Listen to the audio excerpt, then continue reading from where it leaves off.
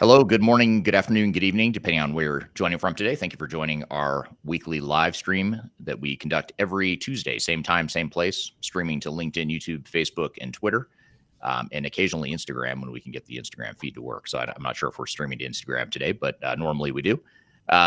So today's topic, digital strategies to avoid ERP implementation failure. Another way to look at it would be digital strategies to ensure ERP implementation success. So depending on whether you're a glass half full type of person or a glass half empty type of person, it's either you're avoiding failure or you're ensuring success. And what are those key digital strategies that are important? We're going to dive into seven strategies that my guest and I, Greg, who I'll introduce here in just a moment. Greg and I have 7 key strategies that we want to talk about here today. But just as importantly, if not more importantly, we want to hear from the audience too and hear what thoughts you have on strategies you've seen work or certainly questions you have along the way. Would love to hear from you as well. So be sure to drop in the chat any questions you have as we get going here. My name is Eric Kimberling. I'm the CEO of Third Stage Consulting, and Third Stage is an independent and technology agnostic consulting firm that helps clients throughout the world reach their third stages of digital transformation success. And we do everything from digital strategy and software selection, which is a big part of what we'll talk about here today, as well as implementation planning and implementation and post-implementation as well. And we're actually going to cover all of those phases of ERP implementations and digital transformations here in today's conversation. I'm going to introduce my guest in just a moment, as I mentioned, but before I do, I'd love to hear from the audience where you're joining from today. What city and country are you joining from here today? We typically draw a global community of digital transformation people that are interested in this topic. So I'd always love to hear what city and country you're joining from today. So if you don't mind just dropping in the chat where you're joining us from today, whatever platform you're listening on, that would be great and appreciated. And also, if you have questions along the way, please feel free to drop those in the chat as well. We'll be getting to those questions as we go through the conversation here today, live with you. This, as I mentioned, this podcast or this live podcast format, we do every Tuesday, same time, same place. We actually take this interview, this recording from today's live discussion, and then we edit it and repurpose it and add more content to it and create a formal episode of our podcast called Transformation Ground Control. And we have new episodes of Transformation Ground Control that come out every Wednesday, which you can find streaming to LinkedIn, YouTube, Facebook, and Twitter, as well as to audio podcast platforms. You can also just go to transformationgroundcontrol.com to see all the different ways you can listen and watch to the show, including past episodes. All 160 plus episodes that we've done of that show, you can find at transformationgroundcontrol.com. So be sure to check that out. And thank you for being part of the live production of this podcast here today. So our guest today is here to discuss digital strategies to avoid ERP implementation failure. And Greg Benton is the Chief Strategy Officer here at Third Stage Consulting, which not coincidentally is the same company I work for. So Greg, thanks for being here today.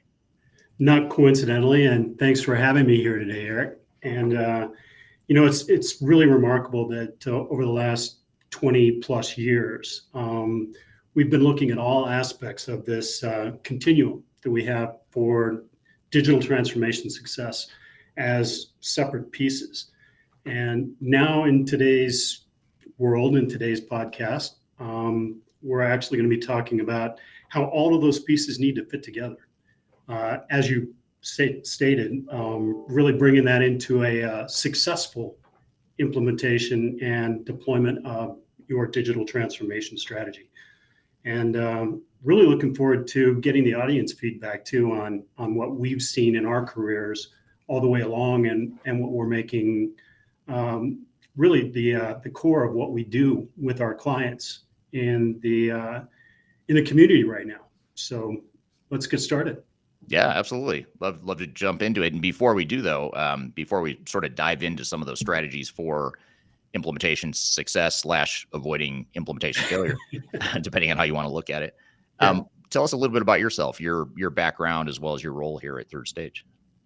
Well, my role here at Third Stage is Chief Strategy Officer, but that really means that developing the strategy and obviously the strategy, but really how we deploy a digital transformation journey for a client. So starting from the very beginning with strategy and selection up front, making sure that we can get the most out of the implementation and really just the rollout to the people, the process, and the technology side of whatever business or organization that we're working with. And so it's very gratifying for me in the last 20 years that I've been able to do this for, I don't know, at last count, probably 40 to 50 implementations of ERP systems. I've seen ERP really evolve into more digital enterprise operations that includes multiple platforms coming together and the interoperability of those platforms to really conclude a digital transformation for an organization and return the expected benefits of that new system to them. So that entire continuum has really been my role here at Third Stage. Yeah, and we're going to cover that whole continuum here today in today's discussion. In fact, you and I were talking before we went live here today that this is almost like the beauty of this conversation and this topic is it's almost like our water cooler talk here in the office. And we do have a water cooler. Exactly. We literally have a water cooler and we literally stand around it and talk about this stuff 24/7, not 24/7, but a lot. So it'll be great to kind of share this water cooler talk here with the audience. And this is a really all encompassing topic that covers, the entire life cycle of an implementation and of a digital transformation. So with that all being said, let's jump in. And what we thought we'd do is we'd cover these 7 areas that we have in mind to start. And of course, this list is probably going to grow by the time we're done. I hope it grows because we'll get input from the audience and feedback and questions and that sort of thing. And this is meant to be, I'd say, semi-sequential, although it's not perfectly sequential because so much of this stuff happens in parallel and throughout the entire project.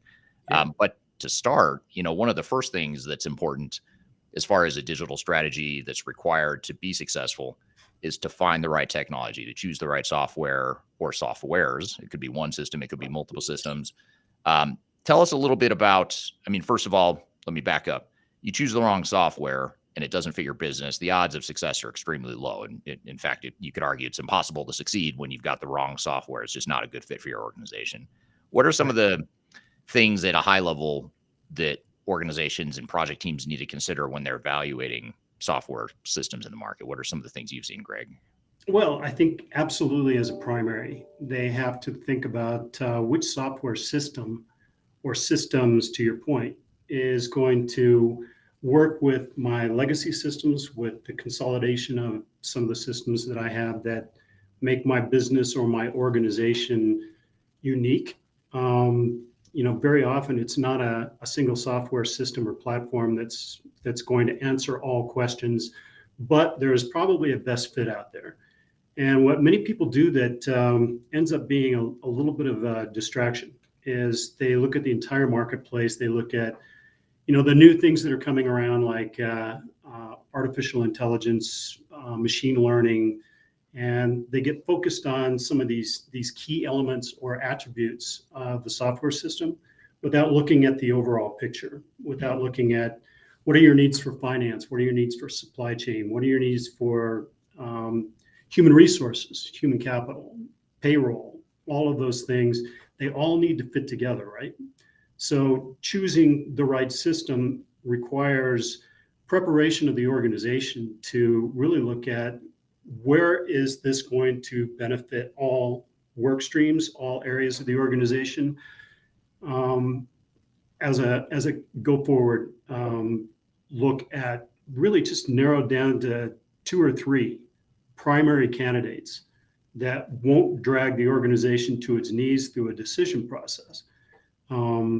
There's also got to be a cultural fit with the software organization. You need to make sure that the roadmap for that organization matches what your business imperatives are going to be over the next 5 and 10 years. So looking at a small window to pick something that has some really flashy technology is a mistake that many organizations make, and they do that from a technology standpoint, right? Mm-hmm. Instead of looking at the entire people, process, technology kind of continuum. So that's where we see a lot of people starting off on the wrong foot.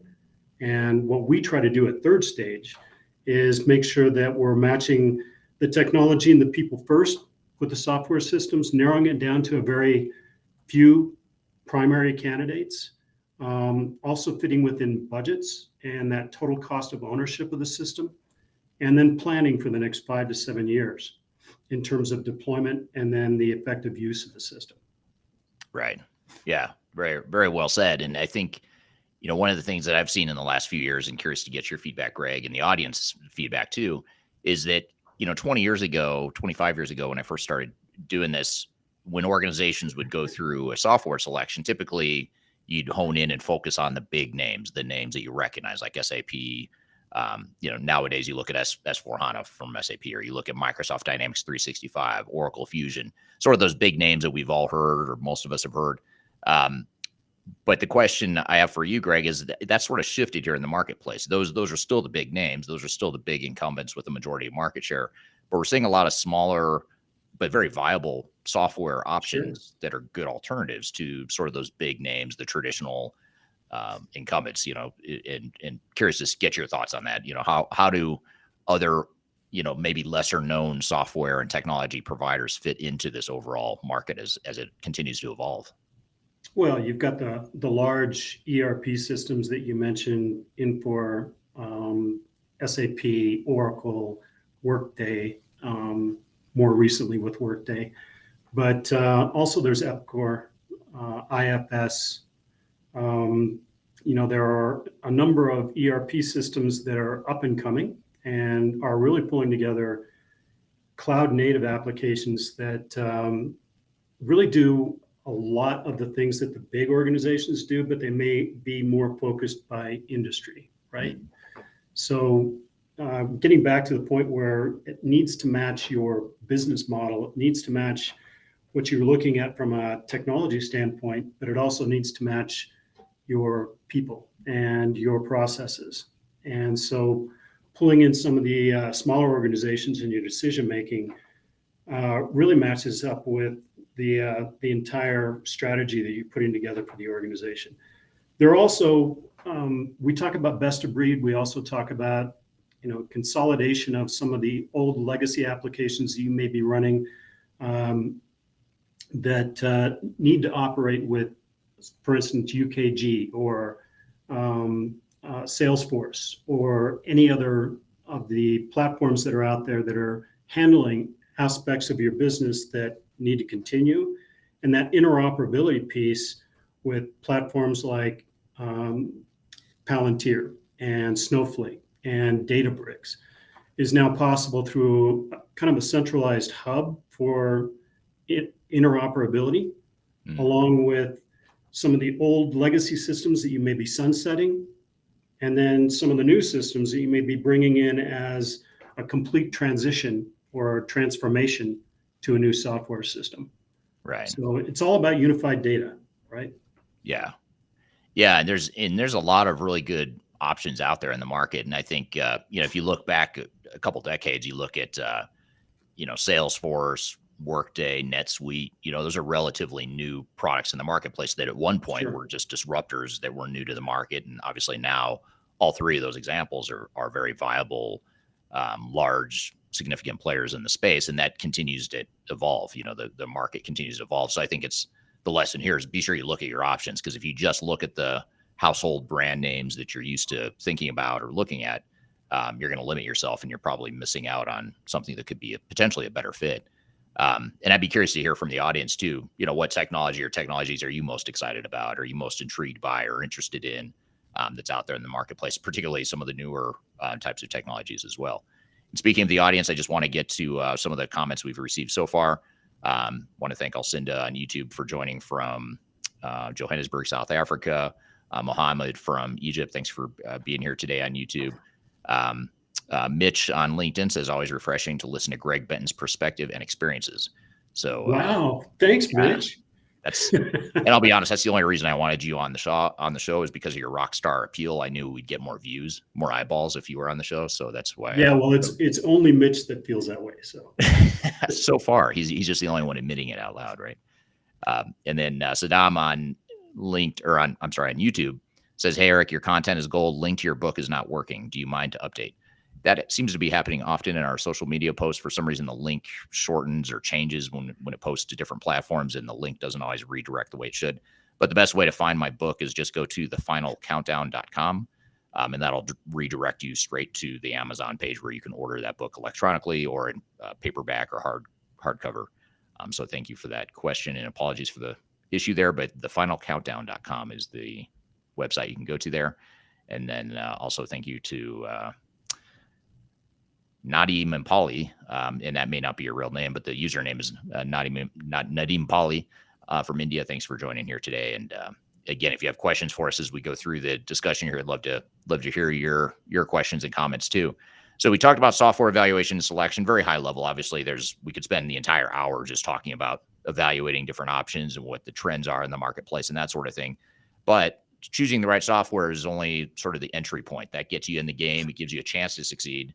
But that's the good news, is you have a chance to succeed. The bad news is there's 6 other strategies that if you don't get right, it's going to lead you to failure, even if you've chosen the right software. So let's keep going here and get to the next strategy here, which is, I know, one of your personal favorites, one of my personal favorites as well, and one of the most underrated and overlooked aspects of digital transformation. In fact, I would make the argument here that this is probably the most important one. If I had to pick one that's like the one that you want to make sure you really hone in on, it's probably either this one or there's another one I might put as a close second. You probably know what I'm thinking, Greg, but we'll get to it in a second. Yeah. I'm thinking of number 7 as one Yes. of my most important. Yeah. But this one too. Yeah. Implementation planning and phase 0. So a lot of times you see this human dynamic or this organizational dynamic with companies that are going through transformations where they go through the software selection, they evaluate their options, and they come to this realization that, wow, there's this great new software out there that's going to make us more efficient, make our jobs easier. It's going to give us AI and machine learning, all this really cool stuff that can make our business better. Great stuff, right? And people get excited. They're very excited for the prospect of getting rid of the old garbage systems that they have today and having something that's better to use in the future.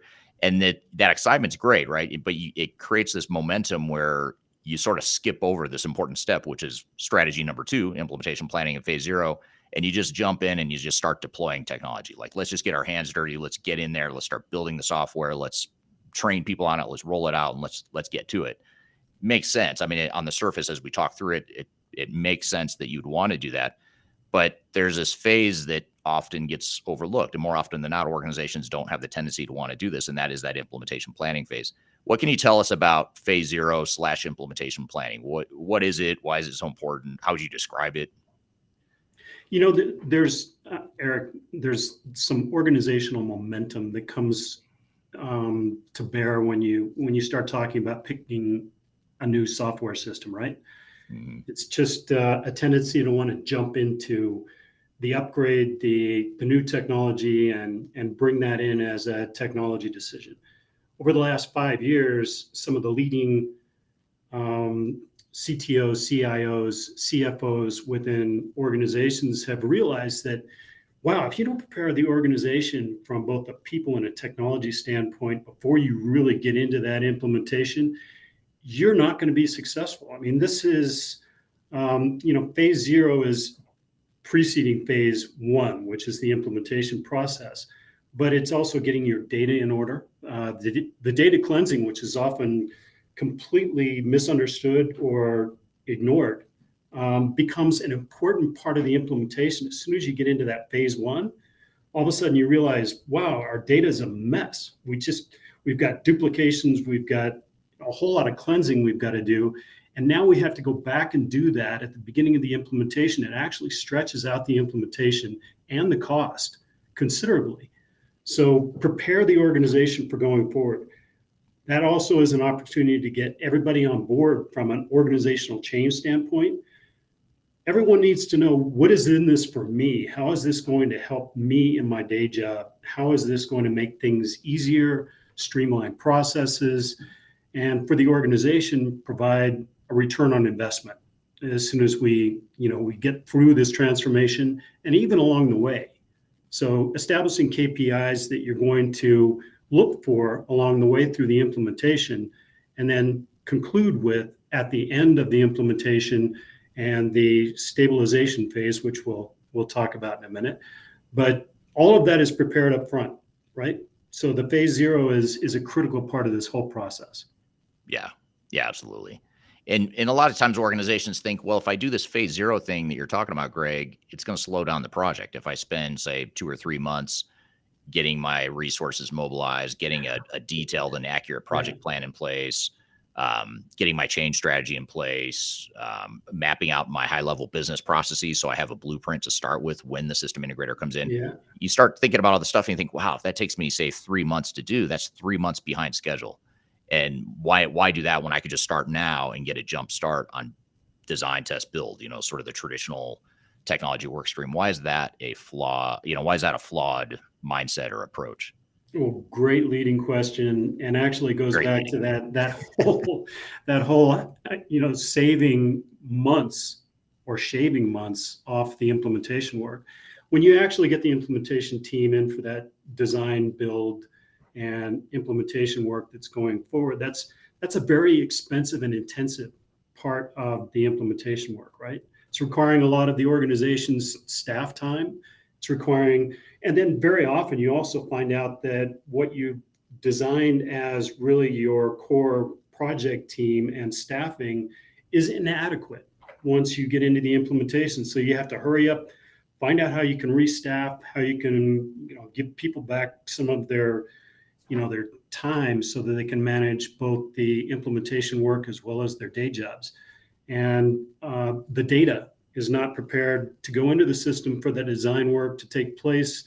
You delay getting into systems integration testing and some of the things that need to occur along the implementation path. And so it lengthens that very intensive, very expensive implementation process. So it's really not adding time to the process. It's really an integral part of what needs to happen in order to get to a successful implementation. And it is the topic of our discussion today, right? That's that water cooler piece. Yeah. Yeah. Yeah, exactly. Anyway. Well, we have a guest that's going to be on the show here, and I think in 2 or 3 weeks. His name is Dr. Hans Moldner, and he's a professor at University of Antwerp. And I met him while I was in the Netherlands a couple weeks ago.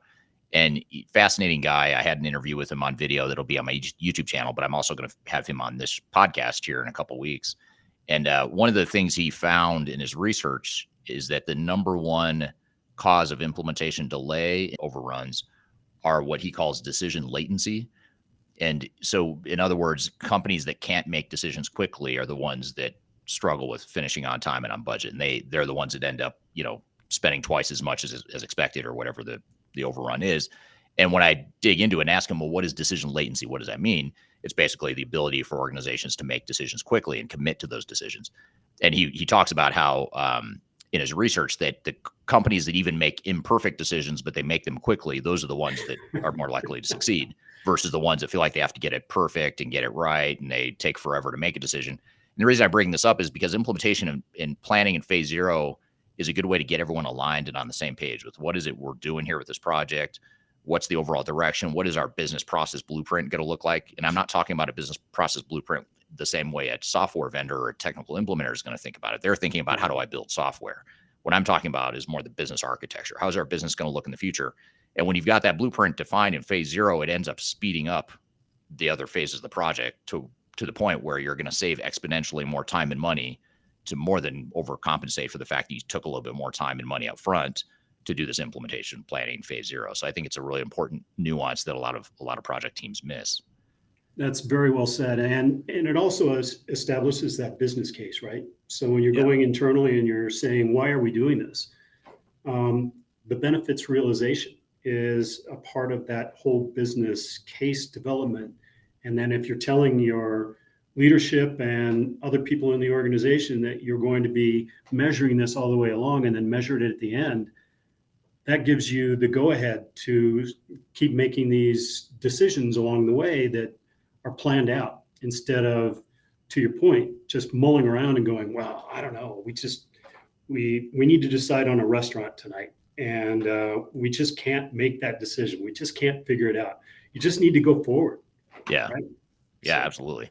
And if you're interested in this topic, by the way, next week in our podcast, again, same time, same place, we're going to have Greg back on the show along with Adam Cheatham, who is our managing director at Third Stage Consulting. And the three of us are going to talk about just this topic, implementation planning in phase zero. So we're going to spend the entire hour-long discussion talking just about this. So we won't get too far into it here today. Just know that stay tuned for next week. We'll unpack this a bit more.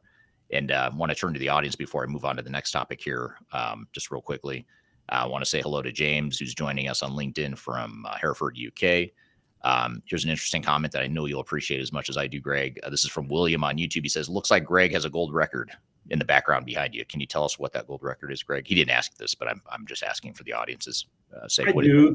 This gold record is actually the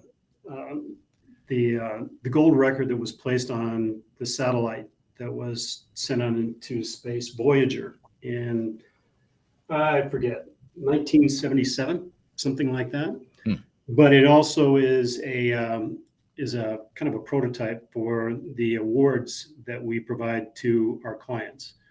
In sticking with the rock and roll theme that our organization is very proud of, with Third Stage and the classic rock kind of legacy that you have brought to the organization, Eric.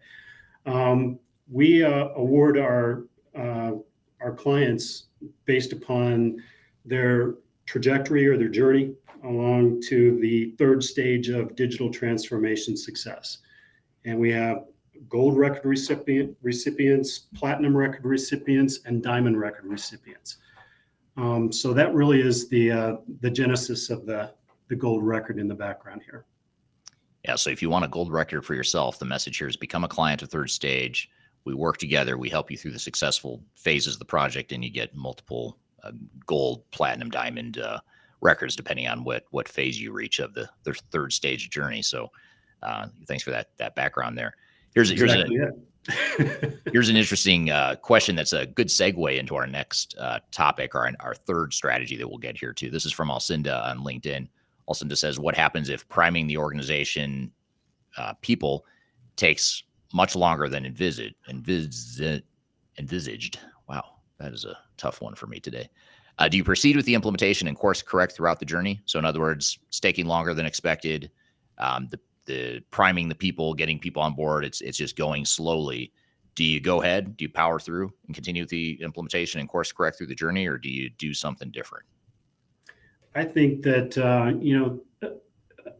let's see, is it Alcinda? Alcinda, I think. Alcinda. I mean, that's how I pronounce it. I could be completely off, but correct me if I'm wrong. No, it's very small on my screen, so. Yeah, that doesn't Alcinda, I apologize. No, I think that you brought up something that I think we want to discuss in terms of the 7 steps that we're talking about today to implementation success or to avoid failure. And I think you do need to power through. I think that, you can be anywhere in this journey. So you can be in strategy and selection, or even preceding strategy and selection. You can be in phase 0. You can be in any of the steps that we're going to talk about along the journey. And you can run into something that is a problem. The organization's not moving in the direction that you believe is the right direction, or that you have laid out in terms of your blueprint. We run into this all the time, where we're called in and implementation is stalled or been, canceled, delayed, so that they can get everything back in order. That is a way of slowing things down and course correcting that leads to a lot of cost, a lot of misunderstanding, and a lot of exhaustion. So if I were to work with an organization that has basically stalled out, I would try to remove that stall and truly power forward, I think, as you stated, Eric. I mean, that's my feeling on it. You may have a different opinion of what an organization may do, but you can run into that anywhere along that continuum, right? Yeah. Yeah. And what I would add to that, I agree with you. I think you do have to power through, because if you have, what's the word I'm looking for? I'm really struggling with words today, which is odd. But if you have, Yeah, exactly. I can't say envisage. I can't think of the right words.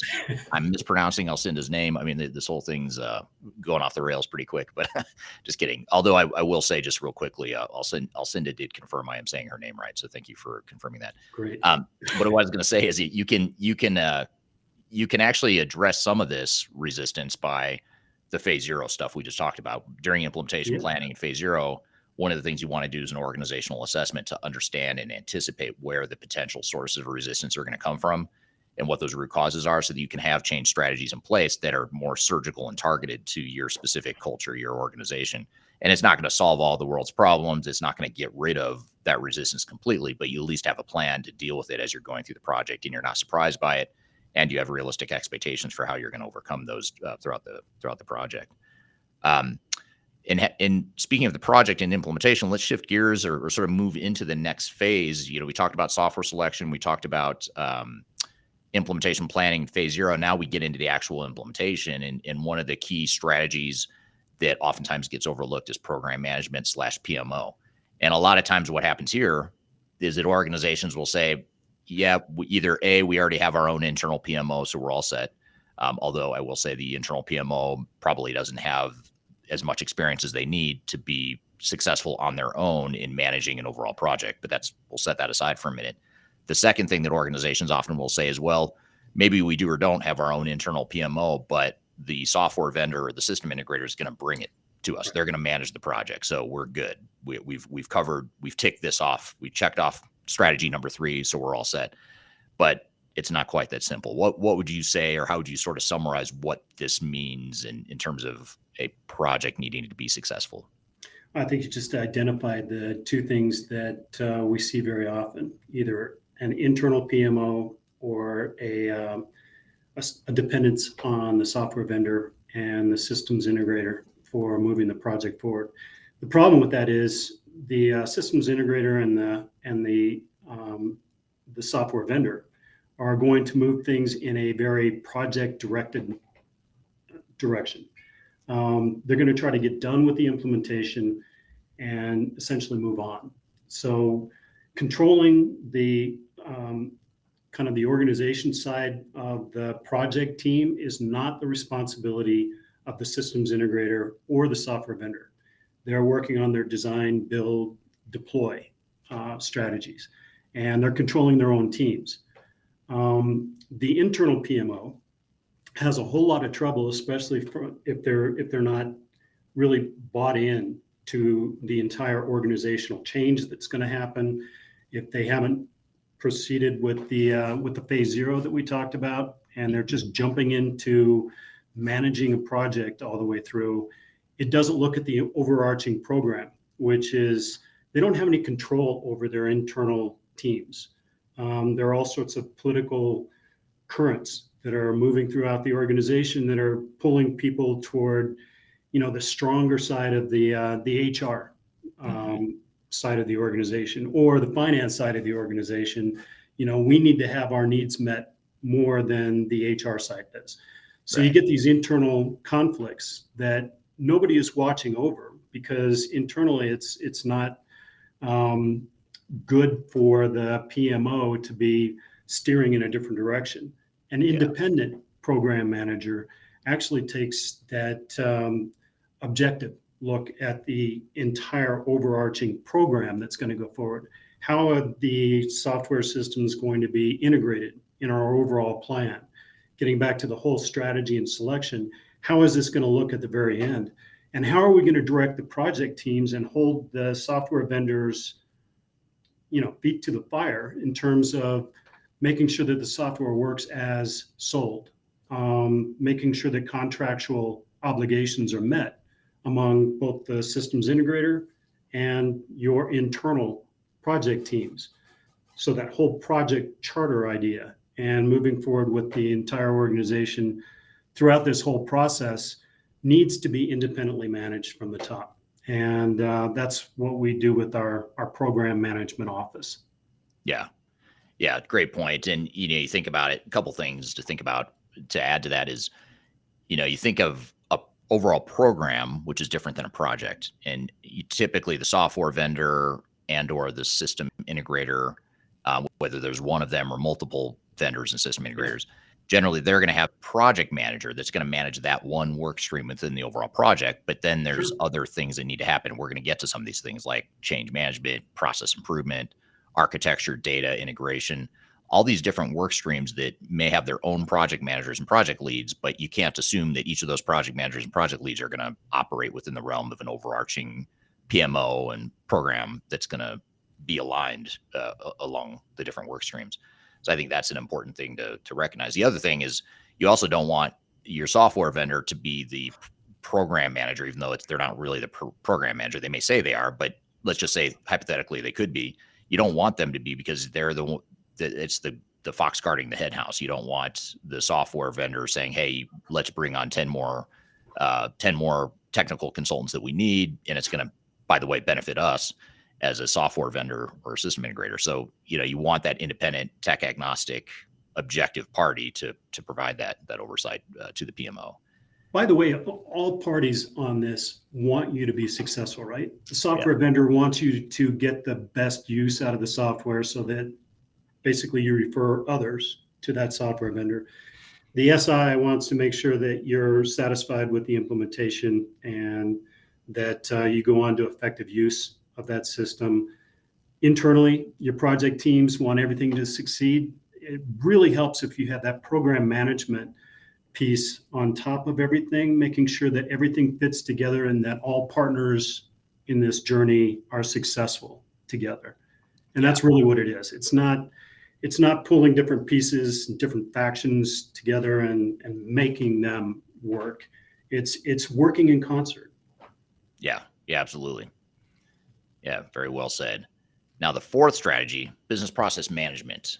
And a couple things, there's a couple things we can talk through here as we talk through business process management. I think intuitively we all know and recognize that processes are important to a digital transformation, but how you go about business processes, current state and future state, what the software can and can't do. There's all these different variables and inputs that feed into business process management.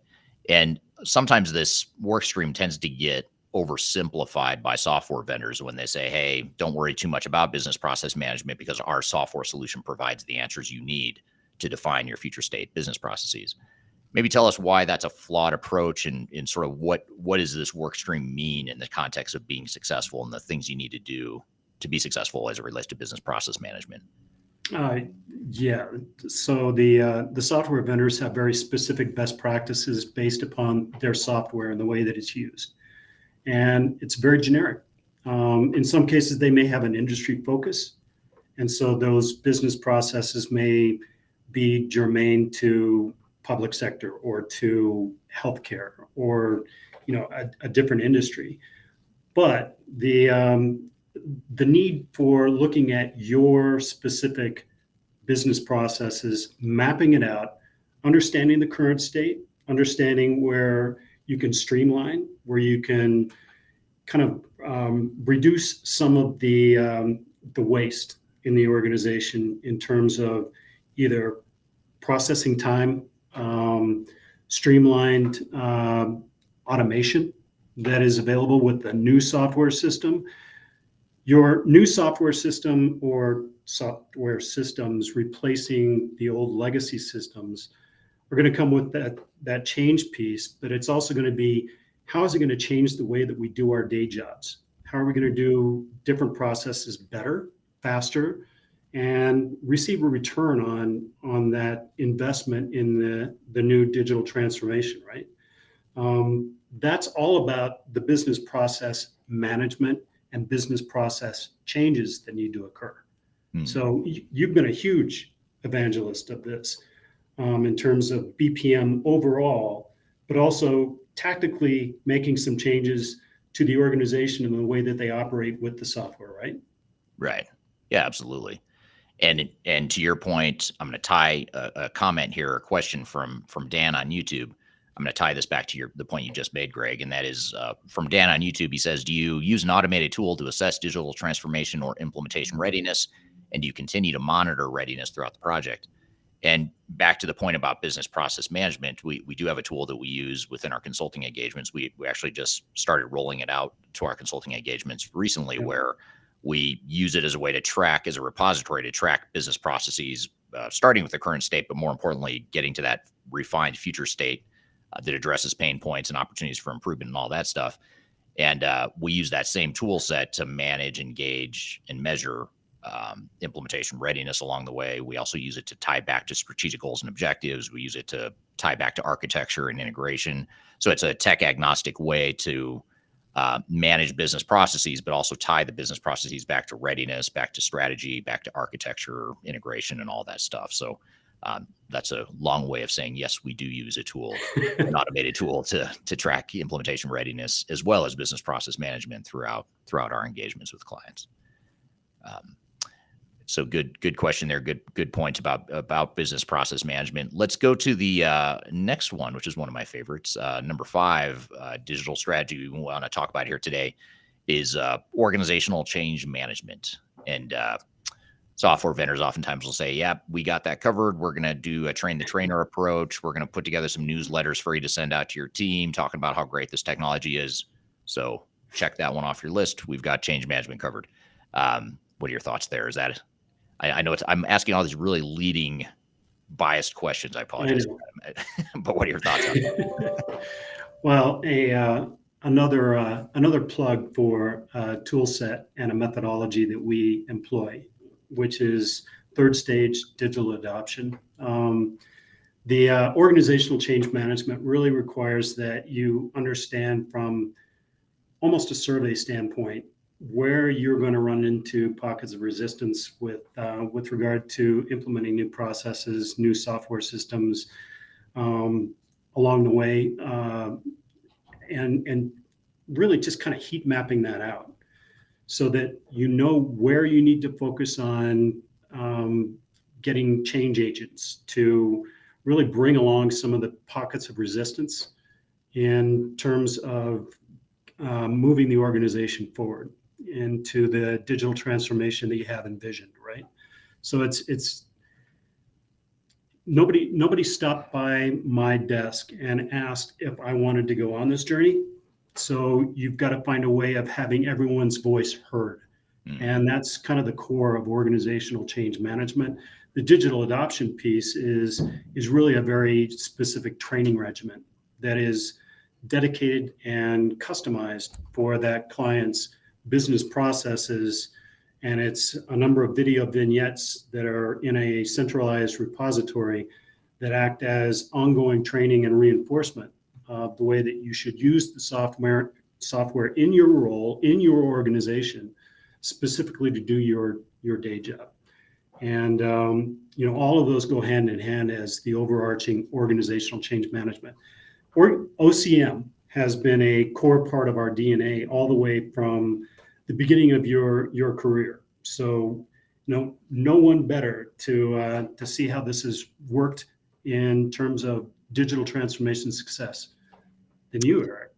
Yeah. And it's, I think it's important to recognize that no matter how excited the organization is, and back to the point we were talking about earlier about that momentum and the excitement that people have, especially early in a project, no matter how excited they are, rest assured, that excitement will start to wane, and that excitement will start to transition into more resistance, not because people are ill-willed or nefarious or they want to sabotage the project. It's usually not that. That's actually pretty rare. We don't see that a lot in projects. What's more common though is, yeah, I'm on board, I'm excited, but I really, really don't want you to take away that spreadsheet because I've mastered that spreadsheet. And if you take that from me, that's a problem, but everything else is great. I mean, all the other changes we're talking about are great. Just that one spreadsheet though, just don't do that. And you multiply that times, 10 different concerns I might have as an individual, multiply that times however many hundreds or thousands of employees you might have, and you can see how suddenly you've got a ton of resistance to change. And that's usually what it is. It's that unintentional, below the surface sort of resistance that you've got to overcome. And so change management is important. And one of the best ways to dig into this is to do an organizational assessment that I mentioned before, ideally during implementation planning in phase 0, so that you understand what's below the tip of the iceberg. What is that? What are those sources of resistance likely to be?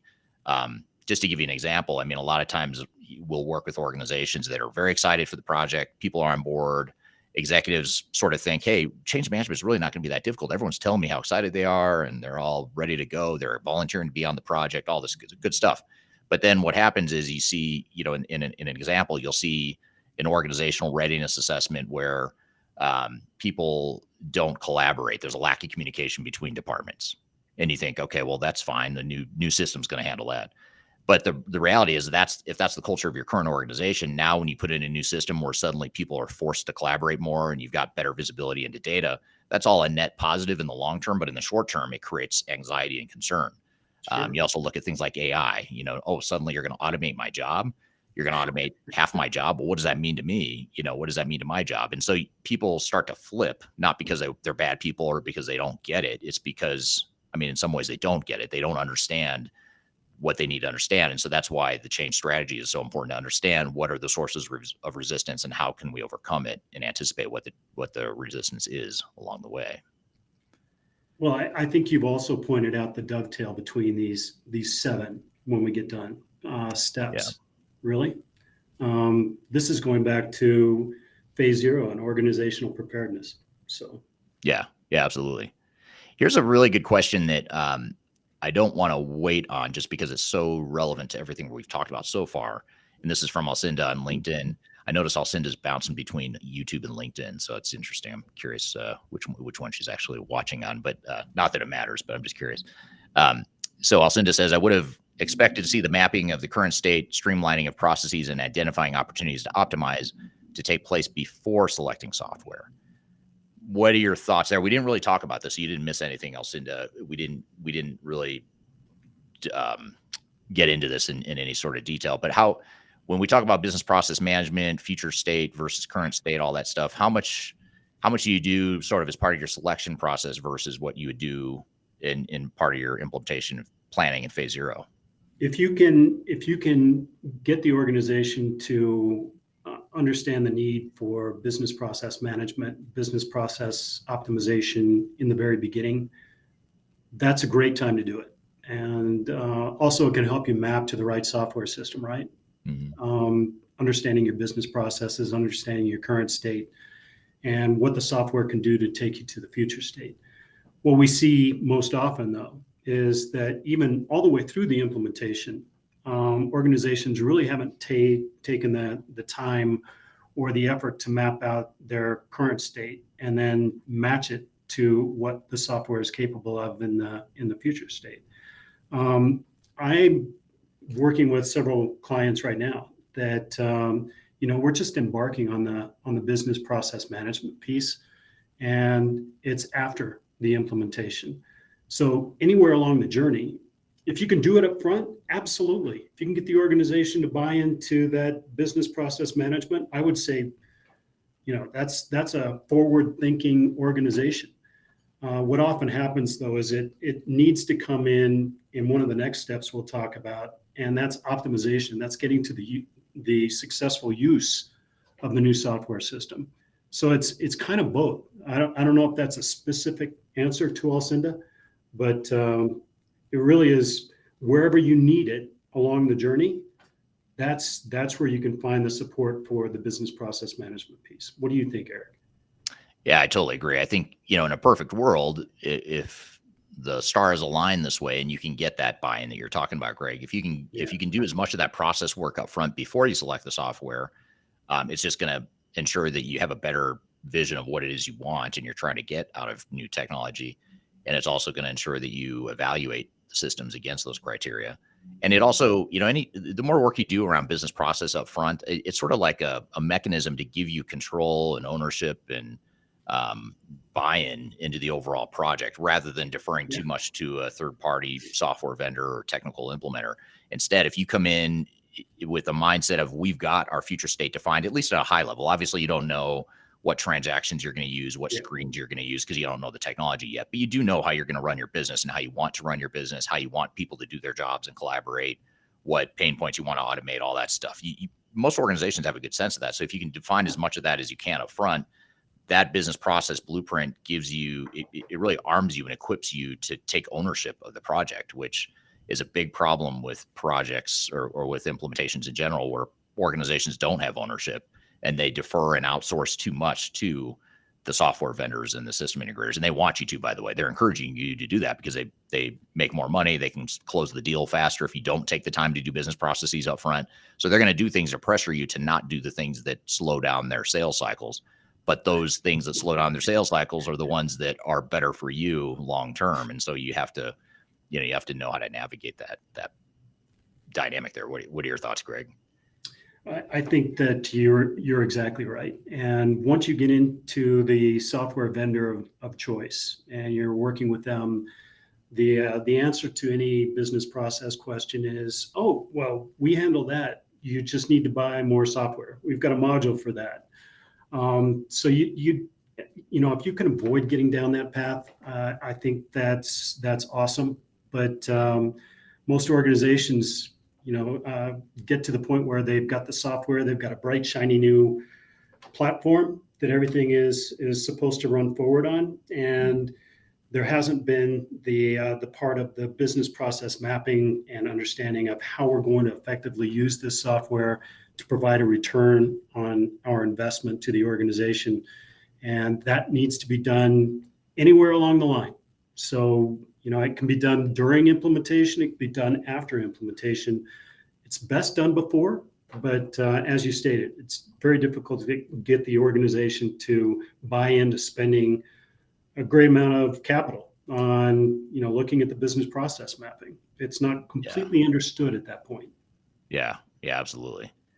Well said. Now, we've got a few minutes here, and I want to make sure we get to these last two because they're really important. But number 6 on our 7 digital strategies to avoid ERP implementation failure, go live and stabilization. What can you tell us about this? We've had a couple big clients that have just gone live recently in the last few weeks. Yeah. So we've got some good battle wounds and stories from those recent go lives on different platforms. But what can you say about go live and stabilization? Why is it important? What should we be thinking about? And I will say, who you are out there. They're probably listening right now. I'm sure they're listening right now. Love that they're listening. But the go live is something that we're aiming for all the way along, right? We're going through the implementation. We're going through all of the steps that we described up until this point.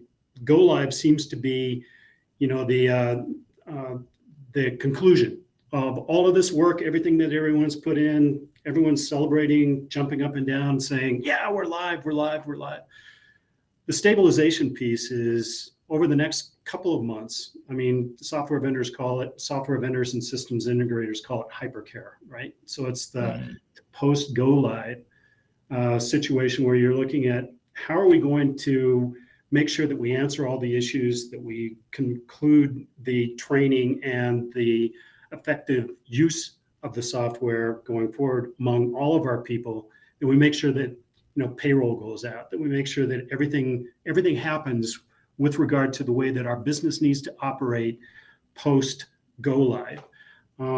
We call that period stabilization because it is getting everyone acclimated to what it's going to take from a staffing standpoint ongoing, what it's going to take from a resource perspective, both in working with a software vendor and as the systems integrator rolls off or the implementation team rolls off, who's going to support that internally? How are we going to build our organization to handle the way that this is going to have to be operated going forward? And that is a very important stage. If it's not prepared for properly, go live is not successful. And, we get back to the theme of our conversation here. This is where most implementations fail. So they fail to reach the level of ongoing operations or digital enterprise operations that sustains this new software system. And we'll talk about the next step, which is getting to the effective use of that system, right? But this is a very important stage that everyone goes through, and it is the point which, determines success or failure in the implementation. Yeah, it's also not only determining success or failure, it's determining how much you're going to spend on this project. Because a lot of times organizations think, well, I'm going to spend $1 million on the implementation project, and I'm going to manage the project to ensure I finish on time, on budget, $1 million within 18 months or whatever it is.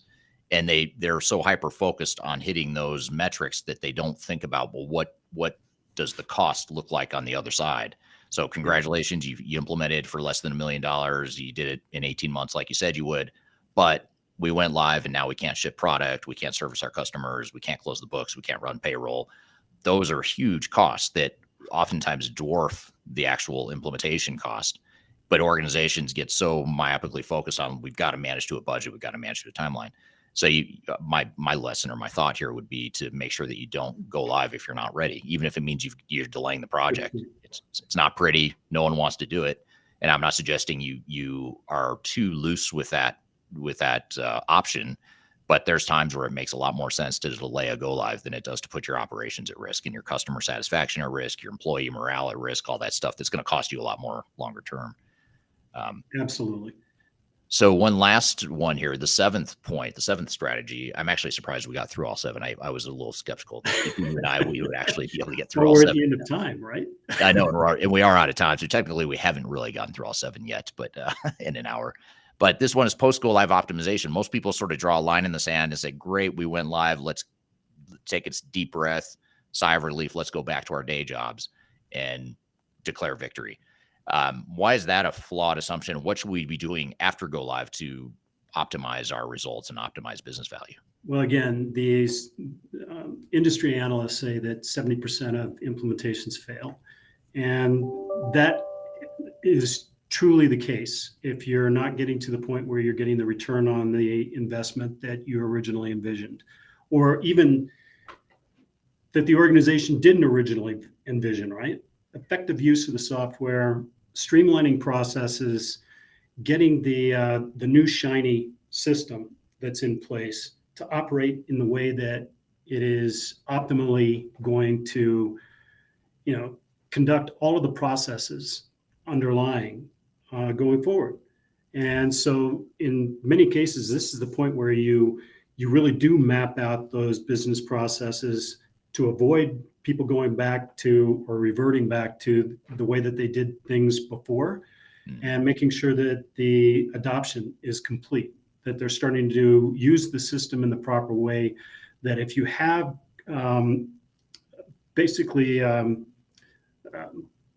pieces of this that you can streamline or take some of the unnecessary actions out of the organization and save time, save money, save reporting. So getting away from the old customized reports and having an enterprise-wide strategy for how you funnel up information and data and operate based upon those insights that you get from the organization. All of that stuff goes into the optimization, which is post-stabilization, post-go live. Right. Yeah, absolutely.